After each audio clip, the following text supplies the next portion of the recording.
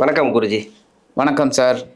சுக்கிர பகவானுடைய பயிற்சி இந்த ஏப்ரல் மாதம் 20ஆம் தேதி வரக்கூடிய சுக்கிர பகவானுடைய பயிற்சி என்ன நட்சத்திரத்தில் ட்ராவல் பண்ணுறாரு அவர், அதனுடைய காரகத்துவம் என்ன அப்படிங்கிறது மட்டும் ஒன்று சொல்லிடுங்க. இந்த சுக்கிர பகவான் பயிற்சி பார்க்குறதுக்கு முன்னாடி ஆன்மீகம் ப்ளஸ் நேயர்கள் எல்லாருக்கும் ஜோதிட குருஜியின் இனிய வணக்கங்கள், வாழ்த்துக்கள், ஆசீர்வாதங்கள். இந்த சுக்கிர பகவான் அப்படிங்கிறது காலச்சக்கர தத்துவத்தின்படி 2-7க்கு அதிபதி. ரொம்ப அற்புதம். இப்போ சந்தோஷக்காரகன். அந்த வகையில் அவர் மேஷ ராசியை விட்டு விலகி இப்போ ரிஷபராசிக்கு வரப்போகிறார். ரிஷபராசி அப்படிங்கிறது அவரோட ஆட்சி வீடு. ஒவ்வொரு ராசிக்கும் ஒரு நல்ல நல்ல பலன்களை தான் கொடுக்க போகிறார். ஏன்னா சந்தோஷக்காரகன் 1-2 இடம் தான் கொஞ்சம் சுமாரான இது. மற்றபடி எல்லாருக்குமே இந்த உலகத்தில் ஜீவராசிகள் எல்லாமே சந்தோஷமாக இருக்கக்கூடிய ஒரு கிரகம் அப்படின்னு பார்த்தீங்கன்னா இந்த சுக்கிரன் தான். அந்த வகையில் இந்த சுக்கிரபகவான் ரிஷபராசியில் இருந்துக்கிட்டு என்னென்ன பலாபலன்களை கொடுக்க போகிறார் அப்படிங்கிறத நம்ம இப்போ பார்ப்போம். ரிஷபராசி, இந்த ரிஷபராசிக்கு ராசியாதிபதினு சொல்லக்கூடியவர், 6ஆம் அதிபதினு சொல்லக்கூடியவர். ஜென்ம ராசிக்கே சுக்கிர பகவான் வராரு. ஏன்னா யோகாதிபதினு சொல்லக்கூடியவர். இன்னொன்று சனி பார்வை இருக்குது. இந்த சுக்கிர பகவானோட பயிற்சி நல்ல ஒரு மாற்றங்களை கொடுக்குமா இந்த ரிஷபராசிக்கு? ரிஷபராசி நேயர்களுக்கு நான் எப்போவுமே சொல்லுவேன், கடன் விஷயத்தில் கவனமாக இருங்க அப்படின்னு தான் சொல்லுவேன். ஏன்னா இவங்களுக்கு என்னதான் சுக்கிரன் ராசிநாதன் அப்படின்னாலும் 6ஆம் இடத்து பகைருண ரோகாதிபதி இவர் தான். ஸோ இவங்களுக்கு இந்த சந்தோஷத்துக்காக எவ்வளோ வேணாலும் கடன் வாங்குவாங்க. கடனை பற்றி கவலையே பட மாட்டாங்க. ஒருத்தன் 20 லட்சம் தரேன் அப்படின்னாலும் அந்த கடனை எப்படி அடைக்க போகிறோன்னு நினைக்க மாட்டாங்க, வாங்கிடுவாங்க. அங்கே தான் கரெக்டாக இருக்கணும். ஏன்னா 6 வேலை செய்ய ஆரம்பிச்சிட்டான்னா கடன் சுமை அதிகமாகிடும். கடன் சுமை அதிகமாகிடுச்சுன்னா கஷ்டம். அதனால இவங்க 1-6 அதிபதி. இப்போ பார்த்திங்கன்னா இந்த ராசிநாதன் ராசியிலேயே அவர் ஆட்சி அமைச்சு சஞ்சாரம் பண்ணுறார் அப்படிங்கும்போதே மனசில் கண்டிப்பாக ஒரு சந்தோஷம் இருக்கும். ஒரு எடுக்கிற காரியங்கள்லாம் அவங்களுக்கு ஒரு தெளிவை கொடுக்கும். உத்தியோகத்தில் இருந்தாலும் சரி, எதாக இருந்தாலும் அவங்களுக்கு ஒரு இது நாள் வரைக்கும் கொஞ்சம் விரைய ராசியில் இருந்தார். செலவுகள் கொஞ்சம் கண்ணாபின்னான் இருந்தது. ஏகப்பட்ட செலவுகள், ஒன்று மாற்றி ஒன்று உடல் ஆரோக்கியத்துக்குள்ள செலவு, இல்லைன்னா குடும்பத்தில் ஏதாவது ஒரு செலவு, இந்த மாதிரிலாம் போயிட்டு இருந்தது. அந்த வகையில் இப்போ அவங்களுக்கு ஒரு ரிலீஃப் கிடைக்கும், ஒரு சந்தோஷம் இருக்கும். இப்போ ஜென்ம ராசிக்கு வரக்கூடிய சுக்கிர பகவான் திருமண வாழ்க்கை ரீதியாக அப்படி இருக்கும். திருமணம் முயற்சி பண்ணுறவங்களுக்கு நிறைய பேருக்கு கஷ்டத்தை கொடுத்துருக்கு, அதாவது திருமண முயற்சிகளில். ஏன்னா 7 சனி கிடையாது, அஷ்டம சனி கிடையாது. நம்ம மாதம் கேள்வி கேட்டு தான் வரோம். கரெக்ட். ஒரு சில பேருக்கு நடக்கலை. இப்போ இந்த காலகட்டம் அப்படிங்கிறது திருமண வாழ்க்கைக்கு உண்டான காலகட்டமாக திருமண ரீதியாக ஏதாவது ஒரு மாற்றத்தை கொடுப்பாரா? ஏன்னா சுக்கிரன் ஜென்ம ராசிக்கு வரதுனால. கரெக்ட். கண்டிப்பாக ஒரு நல்ல இது கிடைக்கும், வரன் அமையும். ஏன் அப்படின்னா ரொம்ப நாளாக டென்ஷன் தான் நீங்கள் சொல்கிற மாதிரி. ஆனால் லாபஸ்தானத்தில் சனி பகவான், ஆனால் கூடவே செவ்வாய் இருக்கார். அதனாலேயே கொஞ்சம் ஒரு பிரச்சனை அவங்களுக்கு ஓடிக்கிட்டு இருக்கு.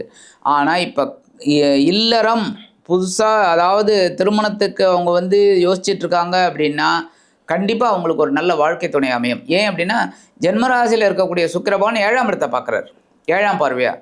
அதே சமயம் 2ஆம் இடத்துல இந்த தனக்காரகன் புத்திரக்காரகன் சொல்லக்கூடிய குரு பகவான் 2ஆம் இடத்துல இருக்கார். ஸோ 2 கிரகங்களும் சுப கிரகங்களும் இவங்களுக்கு ரொம்ப ஃபேவரபுளாக இருக்கிறதுனால இந்த 25 நாட்டில் அவங்களுக்கு ஒரு திருமண யோகத்தை உண்டு பண்ணுறதுக்கு வாய்ப்பு கண்டிப்பாக இருக்குது. சுக்கிரனோட வீட்டுக்கு சந்திரன் நன்மை செய்யாது, சூரியனும் நன்மை செய்யாது. அதே நட்சத்திரத்தில் தான் இவர் வரார் சுக்கிர பகவான். ஆமாம். இது என்ன மாதிரியான மாற்றங்களை கொடுக்கும்? உடல்நல ரீதியாக, இல்லை கடன் பிரச்சனை, இது மாதிரி ஏதோ ஒரு பொருளாதார ரீதியாக எப்படி இருக்கும் உங்களுக்கு? இவங்களுக்கு பொருளாதாரங்கிறது பிரச்சனை வராது, ஆனால் கடன் சுமை உண்டாகும். ஏன் அப்படின்னா சுக்கிரன் நீங்கள் சொல்கிற மாதிரி எல்லாமே அன்ஃபேவரபிள் கிரக இதில் தான், நட்சத்திர சாரத்தில் தான் வராரு. பட் அதை அவ்வளோ டீப்பாக பார்த்தோம் அப்படின்னா கொஞ்சம் பொருளாதாரம் அப்படிங்கும்போது ஓரளவுக்கு பரவாயில்லை. ஆனால் கடன் சுமை ஏறுறதுக்கு வாய்ப்பு இருக்குது. ஏன்னா சந்தோஷத்துக்காக இவங்க கடன் வாங்குவாங்கன்னு நான் சொன்னேன். ஸோ கடன் விஷயத்தில் இவங்களுக்கு கண்டிப்பாக ஒரு மாற்றம் இருக்கும். கொஞ்சம் கவனமாக இருக்கணும். அது 6ஆம் அதிபதிங்கிறதுனால. ஆமாம். உடல்நலம் சம்மந்தப்பட்ட சார், உடல் ஆரோக்கியம் அப்படிங்கும்போது போன சுக்கிர பேச்சை விட இது கொஞ்சம் நல்லாயிருக்கும். ஓரளவுக்கு ஒரு இதாகும். அதுக்கப்புறம் பார்த்திங்கன்னா இவங்களுக்கு ரிஷபராசி நேர்கள் அப்படிங்கும்போது தசாபுக்தி கொஞ்சம் ஃபேவரபுளாக இல்லாங் அப்படிங்கிற போது தான் இவங்களுக்கு உடல் ஆரோக்கியம் கொஞ்சம் ஏதாவது ஒரு மாதிரி இருக்கும். மற்றபடி இப்போ அவங்களுக்கு ஒன்றும் பெரிய பாதகத்தை கொடுக்கறதுக்கு இல்லை. வேலை செய்யக்கூடிய நபர்களுக்கும் தொழில் செய்யக்கூடிய நபர்களுக்கும் தொழில் எப்படி இருக்கும்? இப்போ வேலை ரீதியாக ஒரு சில மாற்றங்களை, ஏன்னா ராகுதசையில் இருக்கிறவங்களுக்கெல்லாம் நிறைய பிரச்சனைகளை கொடுத்துருக்கு. அதான். அதே மாதிரி ராகுதசையிலே சரியில்லாதவர்கள், இன்னொன்று குருதசை கொஞ்சம் டிஸ்டர்ப் பண்ணியிருக்கோம் ஒரு சில, ஏன்னா குருதசை நன்மை செய்யாது. ஆமாம். ராகுதசை குருதசையில் இருக்கிறவங்களுக்கு நிறைய பேருக்கு இந்த வேலை ரீதியாக பிரச்சனை, ஒன்று தொழில் ரீதியாக பிரச்சனை. அது மாதிரி தொழில் செய்யக்கூடியவர்களுக்கு தொழில், வேலை செய்யக்கூடியவர்களுக்கு, ஏன்னா சனியே இந்த வீட்டு பார்க்குறாரு இல்லையா, இந்த இடத்துல குரு இருந்தவங்களுக்கு கொஞ்ச நாளாக இதுக்கு முன்னாடி 2024 ப்ராப்ளம் இருக்குது. கரெக்ட். இது இப்போ சரியாகுமா? இந்த மாதத்துலேயாவது சரியாகுமா அந்த சுக்கிர பயிற்சிக்கு? இந்த சுக்கிர பயிற்சியில் உத்தியோகத்தில் இருக்கிறவங்களுக்கு கொஞ்சம் பரவாயில்லை அப்படின்னாலும் அவங்க எடுக்கிற காரியங்களில் கவனமாக இருக்கணும். ஏன்னா ஜென்மராசியில் சுக்கிரனாலும் பிரச்சனை இல்லை, ஆனால் சனி பகவானோட பார்வை அங்கே விழுறதுனால லேசினஸ் இருக்கும்.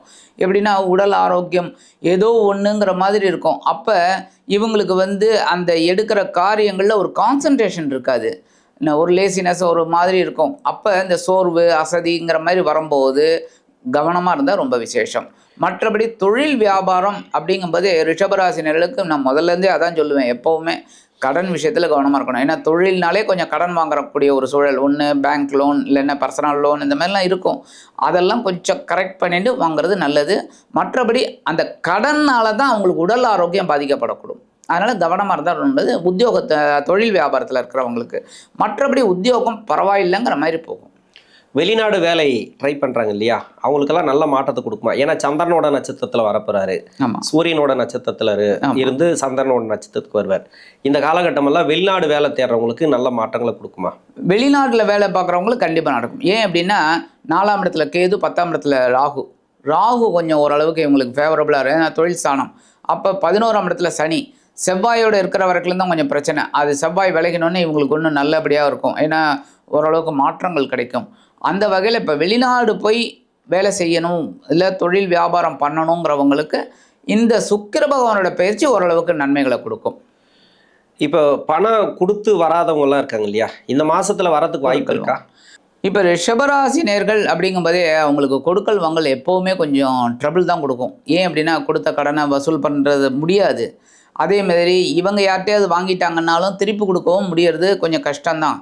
அது வகையில் இவங்களுக்கு இந்த சுக்கிர பகவான் ஜென்மராசிக்கு வரும்போது ஓரளவுக்கு அவங்களுக்கு அந்த கொடுத்த கடன் வசூலாகிறதுக்கு வாய்ப்பு இருக்குது.